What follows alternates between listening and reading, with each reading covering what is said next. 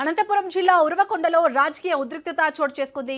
మంత్రి పయ్యావుల కేశవ్పై భూ అక్రమాల ఆరోపణలు చేస్తూ నిరసన చేపట్టిన వైసీపీ సమన్వయకర్త మాజీ ఎమ్మెల్యే విశ్వేశ్వర్రెడ్డిని పోలీసులు అరెస్ట్ చేశారు. ఉరవకొండ వైసీపీ కార్యాలయం నుంచి విశ్వేశ్వర్రెడ్డిని పోలీసులు బలవంతంగా బయటకు తీసుకెళ్లడంతో అక్కడ ఉద్రిక్త పరిస్థితులు నెలకొన్నాయి.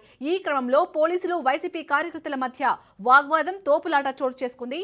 విశ్వేశ్వర్రెడ్డికి సంఘీభావం తెలిపేందుకు వచ్చిన వైసీపీ బీసీ విభాగం రాష్ట్ర వర్కింగ్ ప్రెసిడెంట్ రమేష్ గౌడ్ ను కూడా పోలీసులు అదుపులోకి తీసుకున్నారు. ఇదిలా ఉండగా ధర్నాకు హాజరయ్యేందుకు ఉరవకొండకు వెళ్తున్న మాజీ ఎంపీ గోరంట్ల మాధవ్ ను కూడా పోలీసులు అరెస్ట్ చేశారు.